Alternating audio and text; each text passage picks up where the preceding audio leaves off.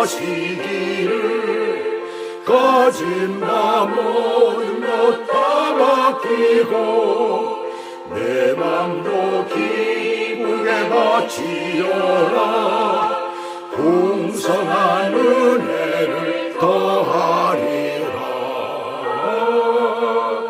바치어라 내 마음을 주께서 나에게 이르시네 깜깜한 죄에서 불러내시 주께서 늘 인도하시리라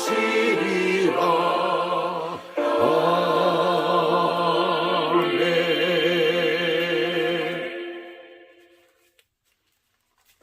오늘 하나님의 말씀은 창세기 37장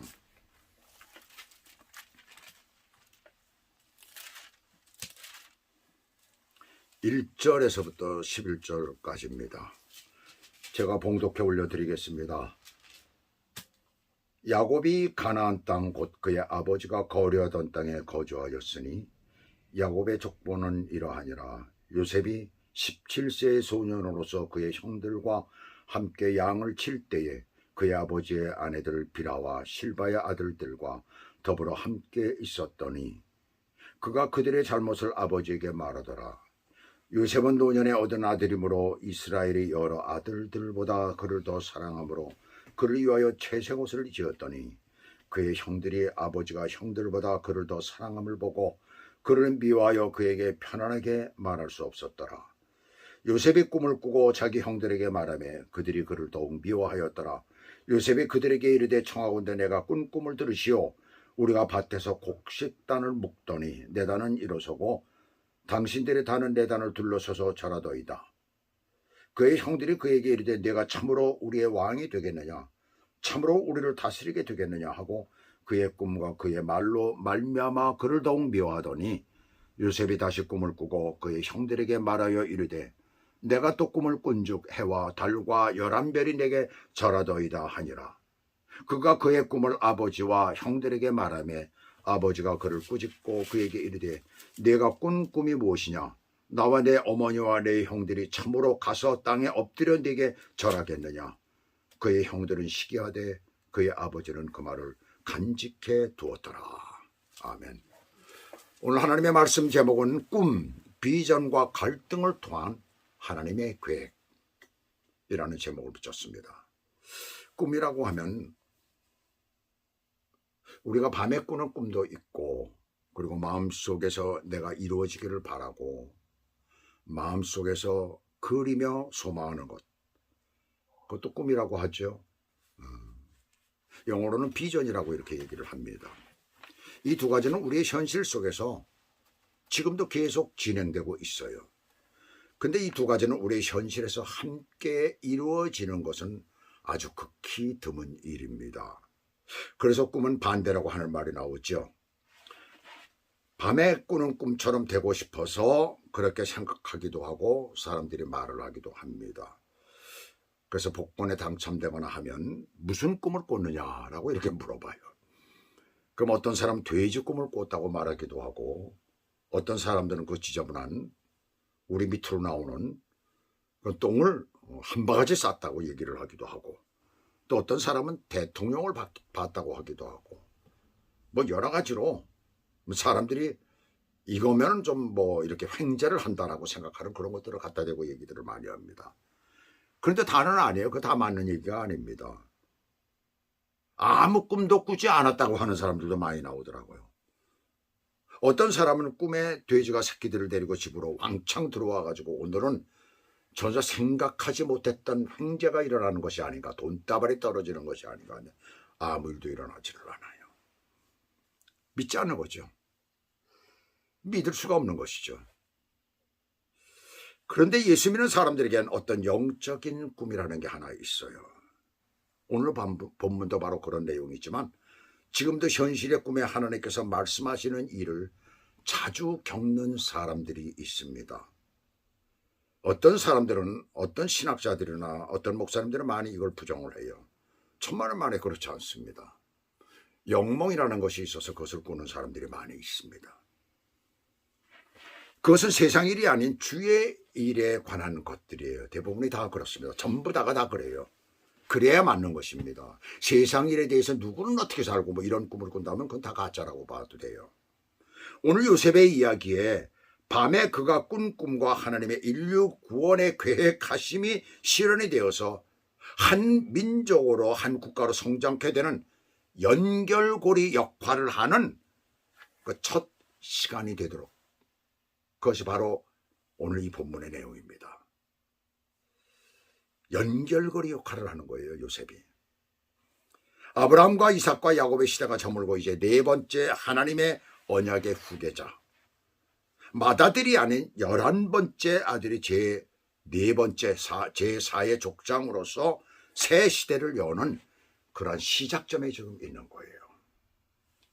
먼저 갈등의 원인을 한번 보도록 하죠. 맏아들 루벤은 장자권, 후계자권이 없어져 버렸죠. 잃어버렸어요. 아직 그 후계자가 분명히 세워진 것은 아닙니다. 왜요? 아버지가 아직 살아있으니까요.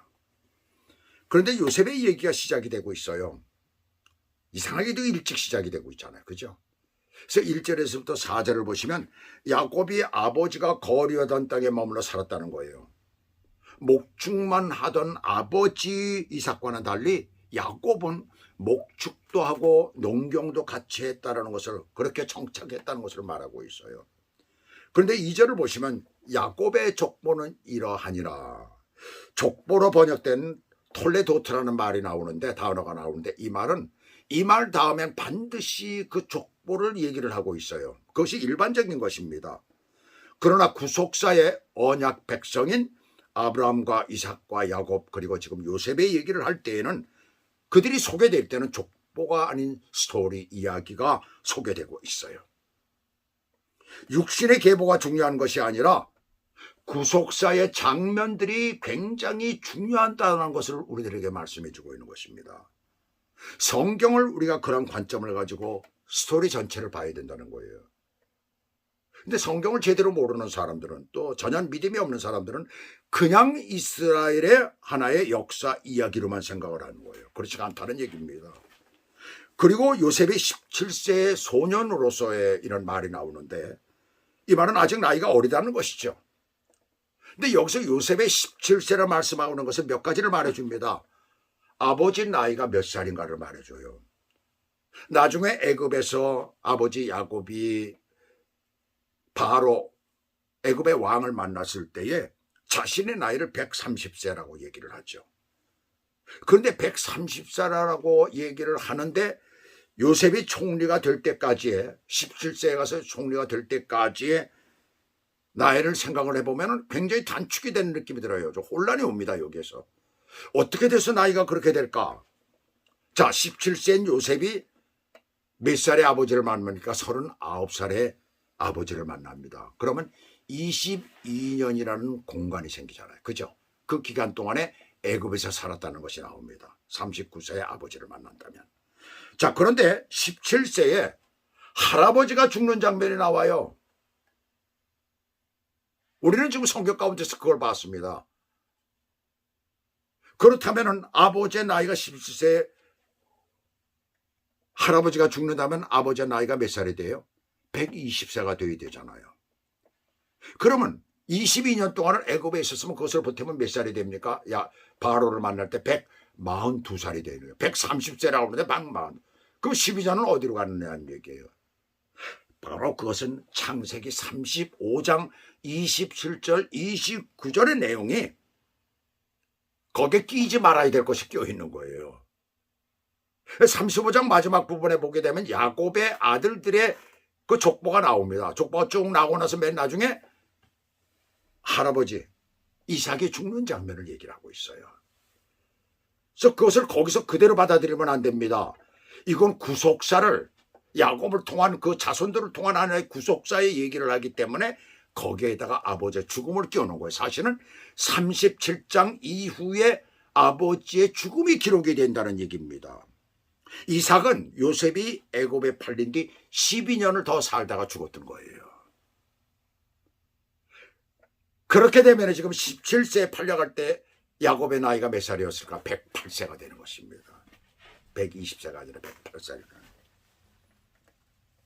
35장에 기록된 야곱의 아들들을 중심으로 하나님의 구속 역사가 전개될 것이기에 그렇게 기록한 거예요.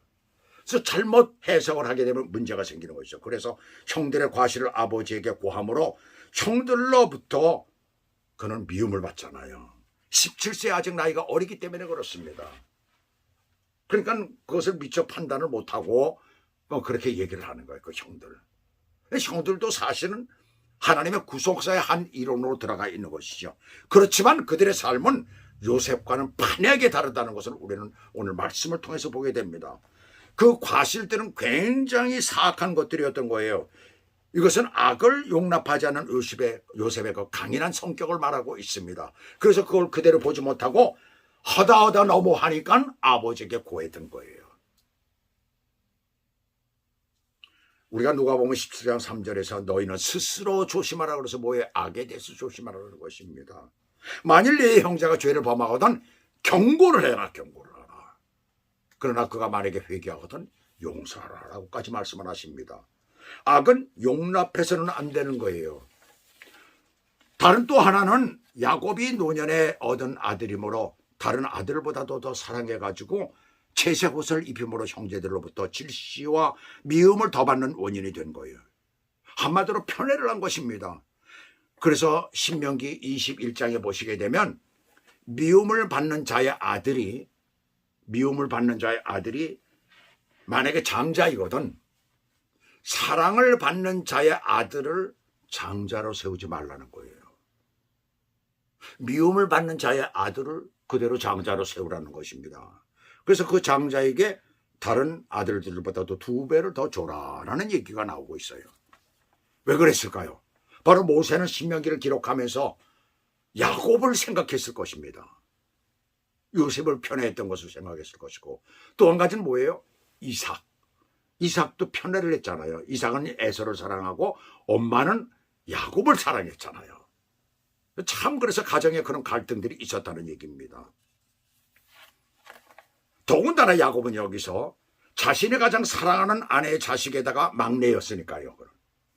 그로 인해서 형들이 그를 대하는 태도나 언사가 절대로 고울 리가 없었던 것입니다. 11형제 중에서는 막내죠. 그러나 나중에 베냐민이 생겼기 때문에 베냐민 바로 전이 되는 것이죠. 그런데 2절에서 그 형제와 함께 양을 칠 때라는 말이 나와요. 어린 요셉의 됨됨이를 여기서 설명을 해주고 있습니다. 그것은 그 단어 가운데에 형제와 함께 양을 칠 때라는 그 말 가운데 에트라는 단어와 이 빠촌이라는 단어가 나오는데 이 빠촌이라는 단어는 양떼 안에서라는 말입니다. 그래서 에트라는 단어가 들어갈 때는 함께 양을 칠 때라는 말이 되지만 빠촌이라는 단어가 들어가면 완전히 의미가 바뀌어져요. 어떻게 바뀌어지느냐 하면 그리고 그는 양떼 안에서 그의 형제들을 돌보았다라는 말이 됩니다. 아니 말이 돼요. 아니 11번째 아들이 막내인데 한마디로 뭐 아직 뭐 그 막내 동생은 그 아직 어리니까 아주 한참 어리니까 그렇다 치고 근데 어떻게 형제를 돌볼 수가 있을까요? 말이. 근데 사실은 나이 차이가 얼마 안 돼요. 맏형이나 그 요셉이나 그래도 막내잖아요. 근데 형들을 돌봤다는 것이에요. 한마디로. 왜? 그들이 너무나 사악하기 때문에 그렇습니다. 목축을 하러 바깥에 나아가면 어떤 일들이 벌어지는 겁니까? 우린 사실 목축을 해보지 않았으니까 몰라요. 어떤 부정한 일들이 있었을까요? 아마 그 양떼들을 아버지 몰래 팔아먹을 수도 있고 잡아먹을 수도 있고 또 가진 악행을 저지를 수 있는 그런 아마 어떤 소스가 있었던 것 같아요. 물론 야곱은 그 중에 너무나 극악하니까 아버지에게 고한 것도 있지만 고하지 못한 것들이 얼마나 많았겠습니까? 그리고 그 뒤처리를 누가 했을까요? 또 맨날 거기다 있으면서 술이나 마시고 그랬을 것 아니에요. 바로 요셉이 했다는 얘기입니다. 그 성실함, 나중에 그것이 보디발의 집에 갔을 때 그가 얼마나 성실하게 일했는가를 알 수가 있죠. 어떤 사람이 그런 얘기를 하는 것을 들었습니다. 하루하루를 성실한 사람에게는 세월의 힘이 작용하고 잘 들어야 됩니다. 하루하루를 성실하게 살아가는 사람은 세월의 힘이 작용하고 그렇지 않은 사람에게는 그게 없다. 그래서 그런 사람을 두고 허송세월을 했다라고 한다는 거예요. 장차 애굽에서 자기 형제들을 돌볼 것을 이때부터 벌써 훈련이 되어졌던 것입니다. 어려서부터 그의 인격과 신앙의 가장 기본적인 모습들이 닦여져 가는 것을 우리는 여기서 보게 됩니다. 그 다음에 두 번째 문단은 5절에서부터 8절까지예요. 그러나 요셉은 아직 성숙하지 못한 소년에 불과합니다. 그래서 실수가 있는 거예요. 어쩌면 하나님께서는 그것을 염두에 주셨을 거예요. 하나님께서는 자신이 사용하고자 하는 자에 대해서 실수까지도 사용하시는 분이십니다. 참 놀라운 일이에요. 저는 이걸 보면서 나의 잘못까지도 하나님께서는 때로는 사용하실 수가 있겠구나 하는 그런 생각이 들어요. 5절 보시면 요셉이 꿈을 꾸고 자기 형들에게 말하며 그들이 그를 더욱 미워하더라. 당연히 더욱 미워하죠. 자기들이 숨기고 싶은 악한 행실을 아버지께 고해 바치고 자기들보다 더 좋은 옷을 입고 다니고 아버지가 특별히 관심을 갖는 동생, 그래서 자신들은 아버지의 사랑을 못 받는다는 그런 생각이 들었을 거예요. 그런데 거기다가 꿈의 얘기도 어떤 거예요? 자기들이 함께 일하면서 묶은 곡식단이 요셉이 묶은다는 일어서고 자신들이 묶은단들은 그 앞에서 절을 했다는 내용이에요. 형들 위해서 다스린다는 그런 뜻이잖아요. 그 꿈 얘기를 들은 형들의 기분이 어땠을까요? 그 형들의 감정은 어땠을까요? 그래서 형들이 네가 우리를 다스리게 되겠느냐? 한마디씩 합니다. 구박을 합니다. 그리고 미워합니다. 그런데 요셉이 비슷한 꿈을 다시 꾸고 꿈 얘기를 다시 하죠. 9절에서 보면 이번엔 해와 달과 11별이 내게 절하더라는 거예요. 온 가족이 절한다는 것입니다. 아버지와 엄마까지도. 이번엔 꿈이 조금 더 발전된 거예요. 아마도 요셉은 첫 번째 꿈 얘기에서 형들의 반응을 조금은 느꼈겠지만은 아직 나이가 어리기 때문에 그리고 마음이 순수하기 때문에 형들의 지독한 시기와 미움은 생각하지 못했을 거예요. 요셉이 아닌 다른 형제가 만약에 이런 꿈을 꿨다면 그렇다면 여러분들은 어떻게 생각하십니까? 형들 앞에 과연 그런 꿈 얘기를 했을까요? 저는 못했을 것이라고 생각을 합니다. 왜요? 자신들을 낳은 어머니가 있잖아요.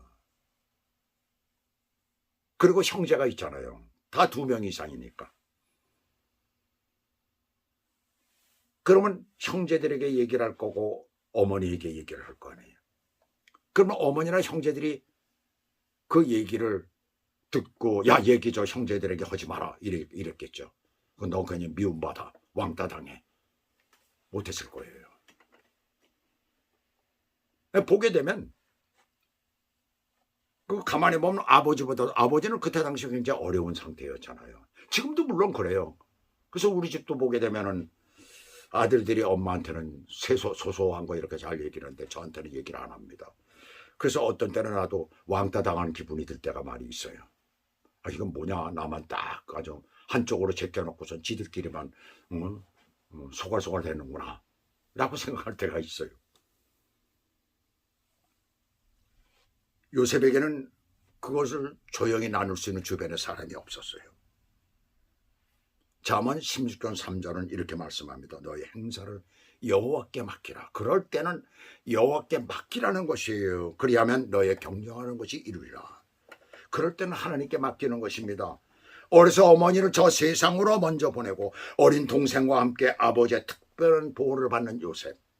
아직은 나이가 어리지만 심지가 굳은 올바른 신앙의 소년, 하나님께서는 그를 택할 수밖에 없었던 것입니다. 영적인 꿈이 있다고 제가 말했습니다. 지금도 그런 꿈을 꾸는 사람들이 있습니다. 요셉은 꿈의 얘기를 형제들에게 말했지만 형들과 아버지가 함께 있는 자리에서도 말했어요.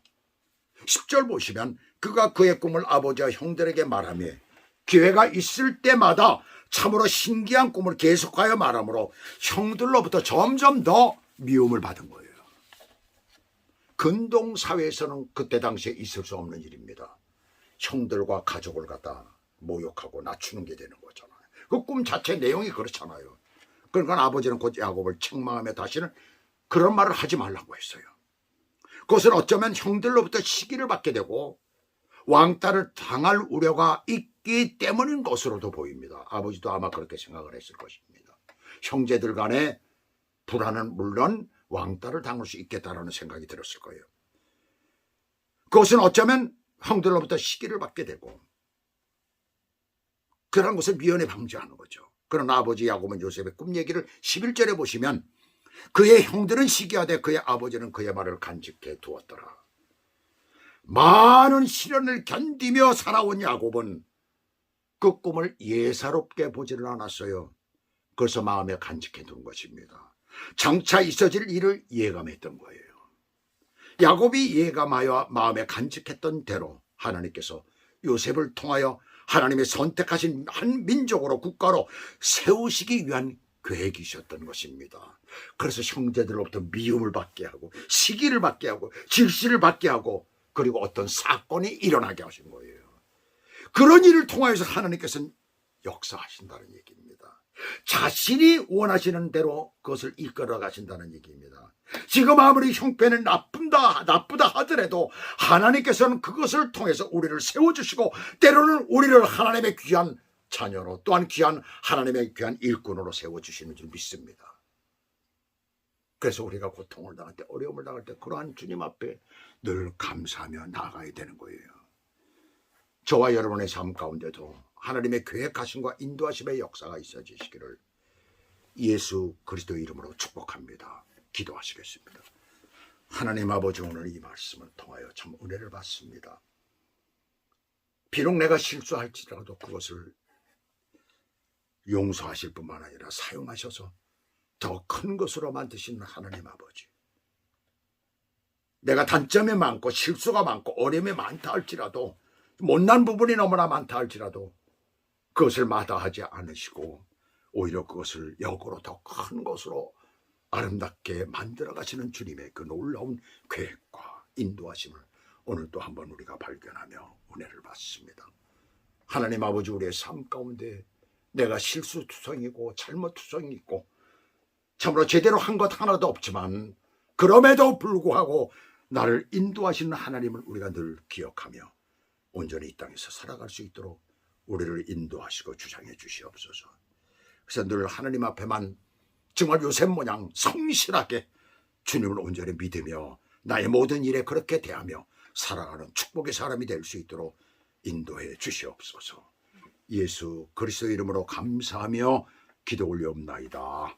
아멘.